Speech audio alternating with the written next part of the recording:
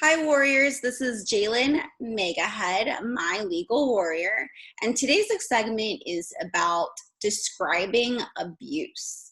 Within your request for a domestic violence restraining order, or even a civil harassment restraining order or elderly abuse restraining order, you need to describe the abuse in such great detail.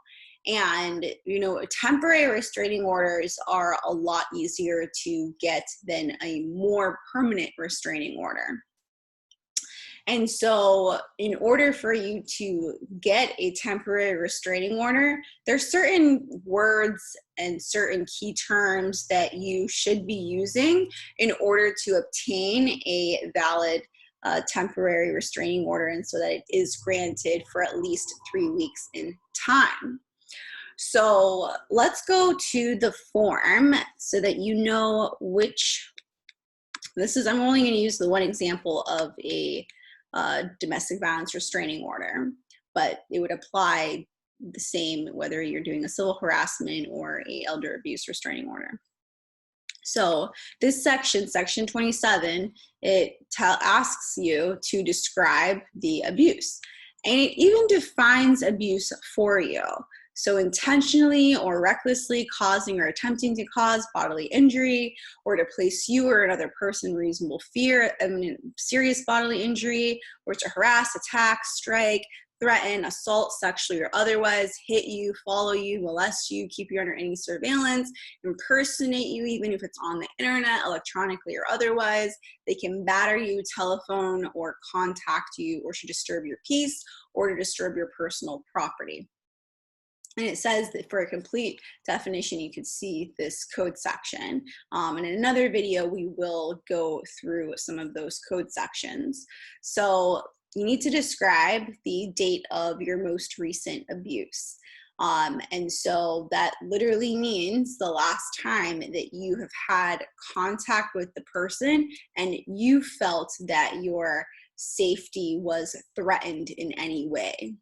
Or if it's a harassment restraining order where this person is continuously contacting you after many messages of you telling them, no, stop contacting me, even threatening to file for a restraining order, then that you type in the date of the most recent unwanted contact. And then who was there. So if it's you, your kids, your grandmother, your neighbor, name anybody that may have witnessed the last abuse, the most recent abuse. And then describe how the person abused you and your children. This is more likely than not enough space for you to describe how the other person abused you. And the reason why I say that, although I do see many restraining orders that have just, a few lines saying that the other party, held me by the throat and choked me and I couldn't breathe, and I had some red marks on my neck. That is enough to get a temporary restraining order, sure, but you're going to need to be a lot more descriptive, especially when you go to court in a few weeks to ask the court for a restraining order that's longer than that. And the reason being, and the best way to describe the abuse is you really want the judge to envision what you're going through, because I'm sure it's unfortunately vivid in your mind. And some individuals actually, of course, try to block out this traumatic experience. And I'm focusing on the physical aspect of the abuse. And in those moments, in those scenarios, and I'm just giving that as an example, is that it is best to be as descriptive as possible, like writing the day, the time. If you don't know the exact day or if you don't know the exact time, that's perfectly okay. But at least, I'd say approximately, 3 a.m. or 2 p.m. or some sort of approximate number, some sort of approximate week, like the first week of June of 2019. Words like that, so that it seems more credible, and it allows the court to also figure out like when was the most recent abuse. Dates are very important in the court And also the time frame in which something happened also is important. And it also allows the other person to say, well, I really wasn't there during that time, or if they don't have an alibi and they have to basically agree that, yeah, you were with this person at that particular time or around that particular time, and then all they have to really object to is what actually happened. So being descriptive as to what happened, like where were you guys in your home if it happened in that home, or if it was in a parking lot somewhere, was it in the parking lot of like a Coffee Bean, or was it the parking lot of an exchange site for you and the kids? Was anybody else there? Were there witnesses? Did you see anybody that may have come to you and said, oh, like, I'm really sorry for what happened? Those sort of statements, although hearsay, they can overcome some sort of objections, but you should describe as much as possible. And I know it's painful to relive that memory, but you should include as much detail as possible. Even if the person grabbed you from your clothing and now your clothing is destroyed because they have made it dirty in some way by maybe removing your jacket from your body and stomping on it, or putting holes in it, or ripping it, things like that. Like, these are very important descriptions. And even taking photos. I mean, to support your description of abuse, the best thing that you can do is to take photos of everything.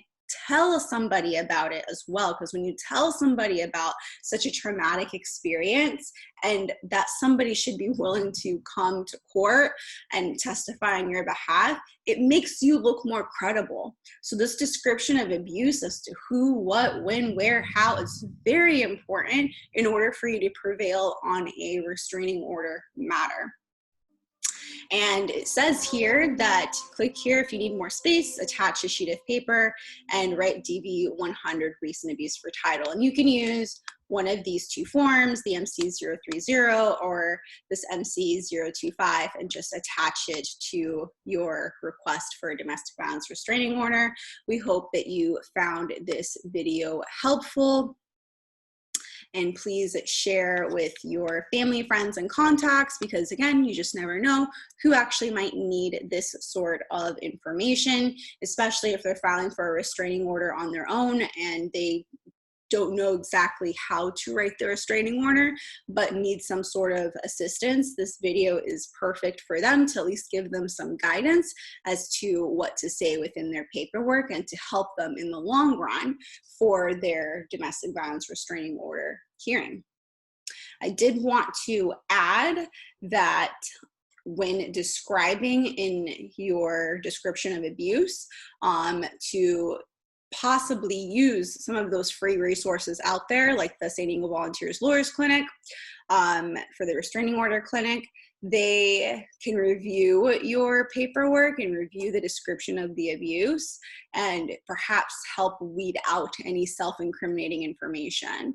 When I say self-incrimination, what I mean is that you are writing information in there that makes you look like you've started the fight or you've hit somebody and then they punched you back, and the reason why they punched you is because you hit them, and you're writing that in the description of abuse, and that's questionable. So you definitely need to take a look at what happened, and have somebody, a professional, read those documents for you. And like I said, the St. Eagle Volunteers Lawyers Program, the Legal Aid Society, they are more than willing to assist individuals as a free resource to review your restraining order packet. With that said, again, we hope we found this video helpful and useful for you and for anybody else that might be facing a domestic violence situation. We do hope that you are safe and that you are doing what is in the best interest of you and your family, especially during the coronavirus epidemic. All right, thank you, warriors. Bye.